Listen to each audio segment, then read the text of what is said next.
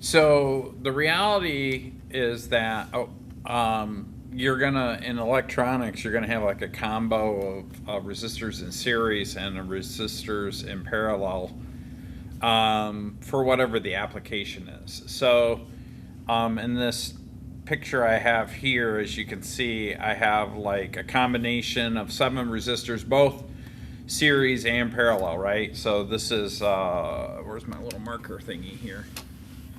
So I have 7 resistors total, right? So these are in parallel. Let me get a little smaller thing here. This is obviously 3 in parallel.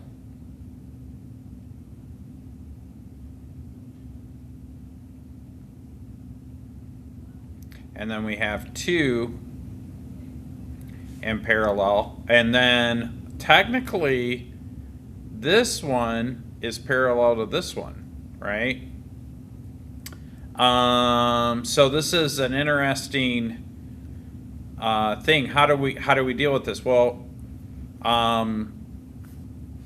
we can treat what I want to do is I'm going to take the total resistance in parallel and then kind of treat it like this, right? And the same thing with these two.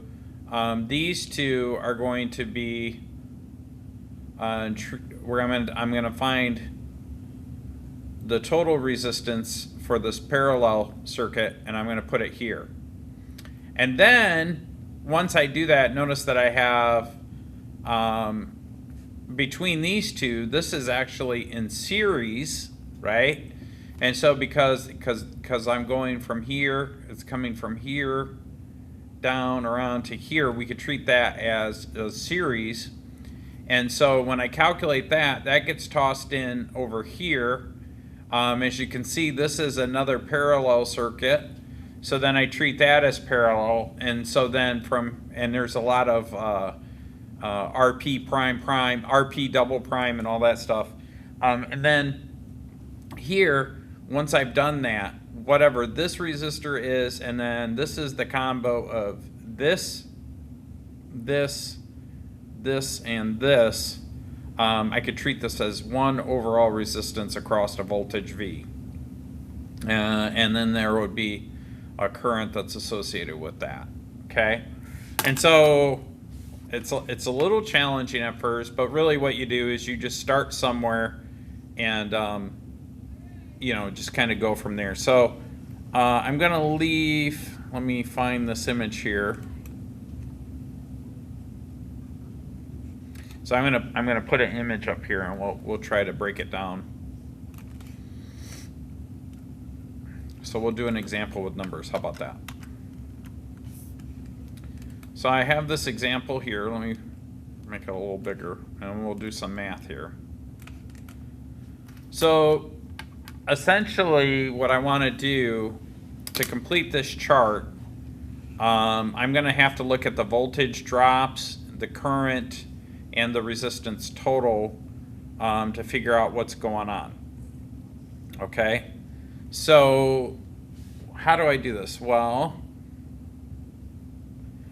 first of all, there are 3 resistors total, where resistors 2 and 3 are parallel, but that combo is in a series with the resistor 1, right? So what we're going to do is we're going to take the first step to completing this chart is I'm going to say that the total resistance of the parallel circuit is equal to the resistance of 1 plus the resistance, not 1, 2. Gotta pay attention to what I'm saying and what I'm writing down. So it's 2 and 3, right? Why did I do that way? Because I just finished saying the word 3. Okay, and so that gives me that resistance, right? And then the total resistance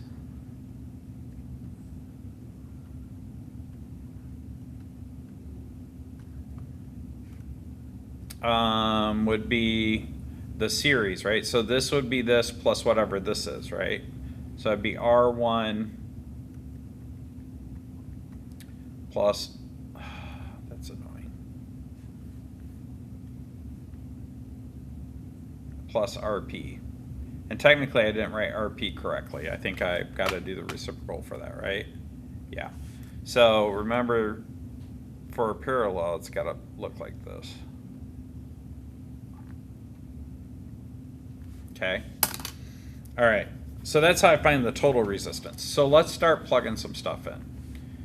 So I know what RP1 is, sort of. I can calculate it. Well, it's right here. It's 1, right? But I got to find RP. So 1 over the total resistance of the parallel circuit is equal to 1 over RP, or R2, which is 6, plus, and this is ohms, 1 over, I think, 13 ohms, right?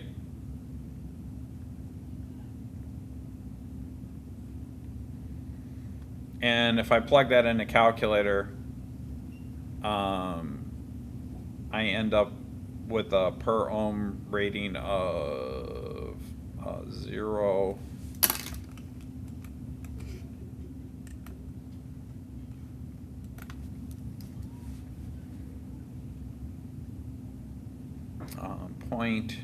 .2436. That's a 3 per ohm. Okay, so that's what that is. And then my total resistance, because we got to basically we got to find the current, right? So my 1 over, so RP then is equal to the reciprocal of this, which is 0.24336, or 4.11 ohms. So that means that my resistance total, what the heck is going on?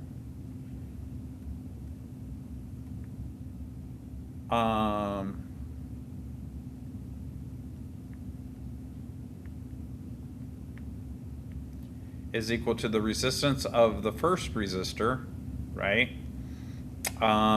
Which is 1 ohm. And I'm just doing this here, this formula here, plus this one, which is 4.11 ohms.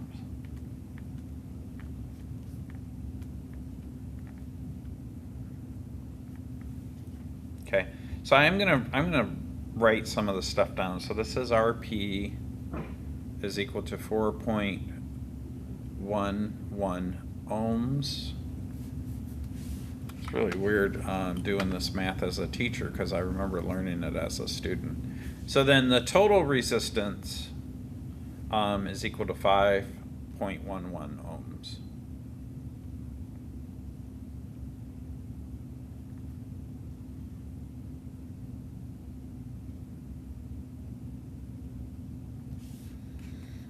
Now what's nice about that is that if I want to find the current, because I want to find this current here, to find the current, I would say V1 is equal to I R1, right?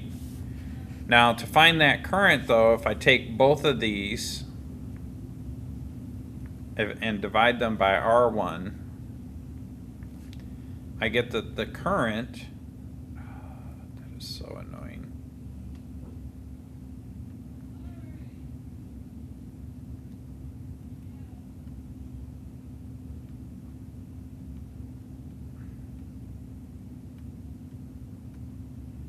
V1, R1.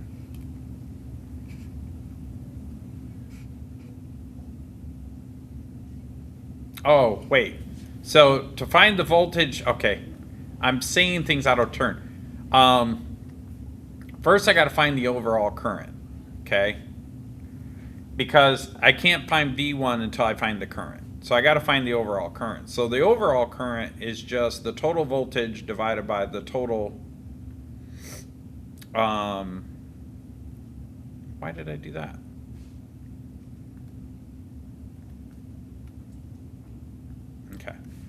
So that would just be 12 volts divided by the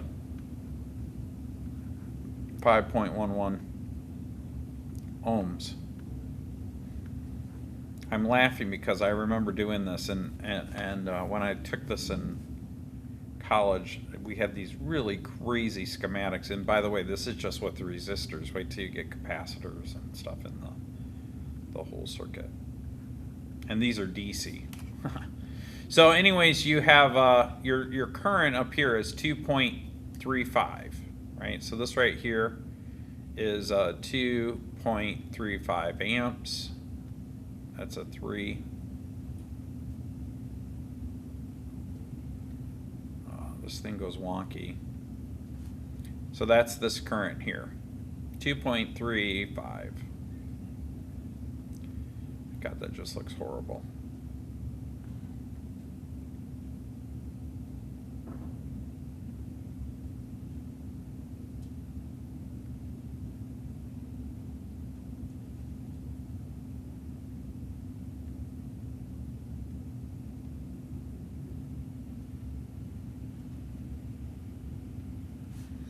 So that's what's coming in here. And then in order for me to find I2, so now that I have the current that's coming in, to find the voltage here, remember that the relationship between, to find V1, this is where I was getting at, and I got sidetracked, sorry. I need to know that current coming in times the resistor of R1, right? So then my voltage for V1 is going to be 2.35 volts, right? Because it's just going to be the amperage 2.35 times 1 ohm, which is, this just ends up being the 2.35 amps times the 1 ohm.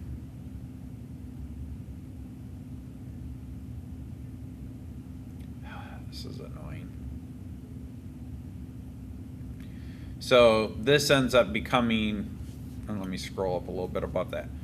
So then V1 right here is just equal to 2.35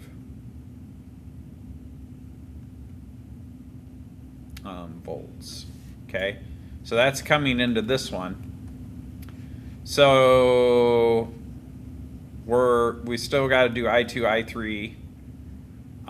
And then the parallel, the voltage, which will be fun to do. So still cranking along.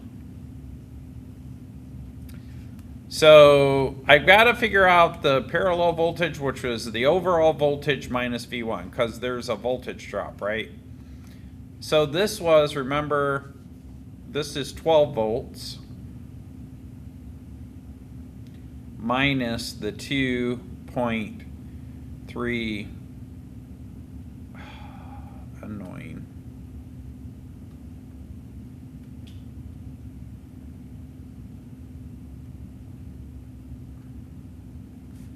Which is a 9.65 volt. Okay. So that's the voltage over this parallel series, right?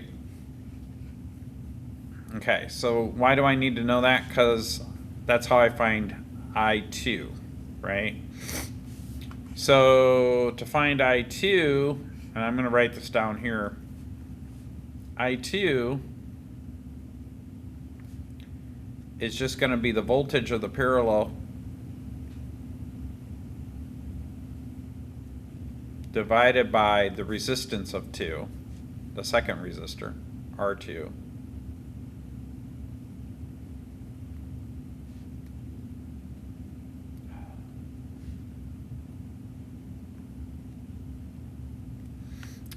So that would be this 9.65 volts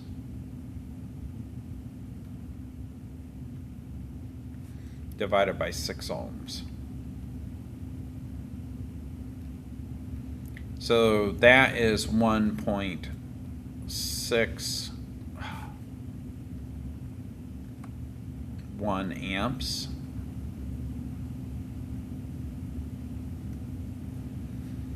Okay. And then to find the power, so let me go back up. That's This is 1.61 amps.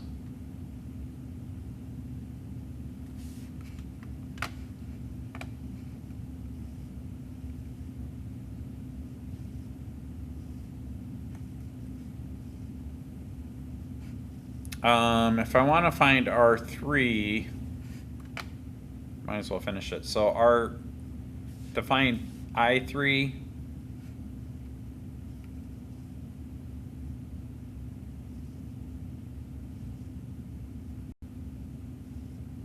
well, this is actually a question. Did I write? I don't think I copied the whole question, did I? No, I didn't. All right.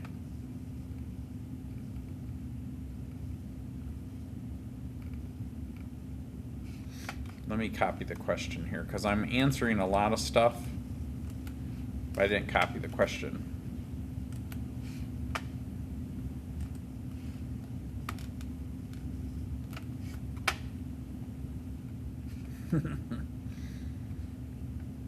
So the original question was, and I've been plugging along, you needed to fill out all this stuff anyways, just to plug along and answer the question.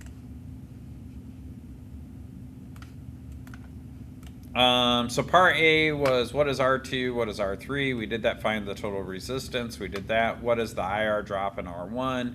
Find the current I2 through R2. And then the last question is, what is the power, okay, dissipated by R2? All right, so that's the last thing we have to answer. I was just plugging along. Remember that the power costs 2, so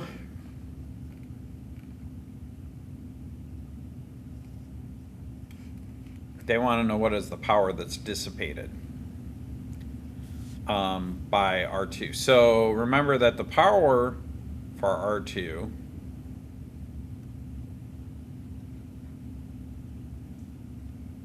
is equal to the current of I2 times, and that's got to be squared, times R2.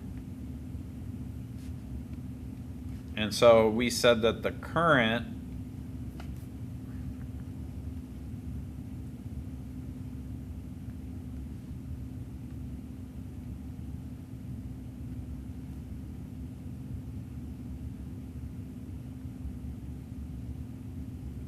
was this 1.61 amps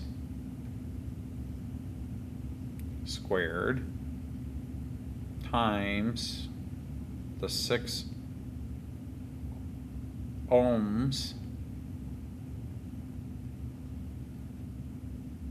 which is equal to 15.5 watts.